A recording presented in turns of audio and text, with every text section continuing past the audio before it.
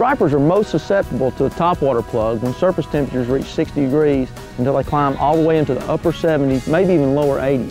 On the lower end of that temperature range, the redfin is usually the best producer. Now, as the water temperatures creep up, there's other baits that may produce better, and Dean's going to tell you a little bit about some of those. A couple of our favorites to talk about. One is the spook. That's the all-time favorite, and one of the all-time favorites. Just a walk-the-dog type presentation. If you're looking for a bigger profile, there's a super spook. Maybe throw it in the wind when you got a big chop on the water. Besides those two, one we really like to throw is a chug bug. Rattling chug bug. That makes a great topwater bait. All good choices, and you want to keep those in your box as well. I thought you might enjoy seeing this. This is what a redfin looks like when it's new. This is what a redfin looks like after you've had about 15 bites on it. But keep them when they're like that. They'll eat them either way, so. Unbelievable. It took that. He got it that time. He got it that time. Yeah, he got it that time. And he came off, Dean. Did he? No, he just changed direction. These are nice fish here, Oh my Mac. goodness. These are good fish here. Yeah, that was a nice one. You still got him? Yeah, I still got him. Mine is going downtown. I've got a nice fish, boy. He's buried. I think he's looking at one of those treetops down there, Dean. I'm trying to. I don't know how many fish. I had 5 bites. I don't know if it was 5 fish or 1 fish 5 times. That was unbelievable. I don't know either. I'll tell you what.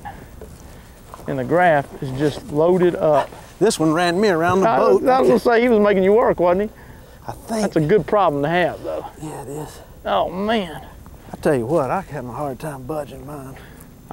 Yours is thinking trees here. Yeah, This is a big trade-off when you got a nice fish. he's headed down. Yeah, we got 12-pound test, and by striper fishing standards, a lot of people consider this real light tackle. He's going for it. He's wanting that tree. Yep, he's thinking about it. You got to get enough pressure on him to get him up. Obviously not enough to where you bust the fish off. Yeah, it's a. I think mine's coming on up here. He's cooperating a little more now. I thought I had mine coming, but different thoughts. I want to see this one you got on, Dean. I don't know. He looked like all I could see were tails and fins. I don't know how big he was. How big he is, or if he's just mean. Man. There he goes again. Well, looking at the graph right under us immediately, you got a good clean bottom, so if one of you gets tired, if he gets tired before you do, we'll catch him. Oh, man. Oh, boy, I tell you what. I see those fish on the graph. They came up and there was an enormous number of fish on the graph. And these fish are coming up over 80 feet of water. Just to let you know, they're not on any structure. Just totally free swimming. We got to remember though, a striper is a saltwater fish. And even though he's in a landlocked impoundment, he still adheres to a lot of the same habits. Both nice fish, Dean. I would grab yours, but you know, I'm kind of busy here. Yeah, we kind of got a problem, huh? We got a good problem, one I love to have to deal with. That's right. Oh, I know what. Let's see what I got here. Let's see if we can pull this off without getting hurt here. All right, there's one of them. Man, that's a lot of seafood there, Dean.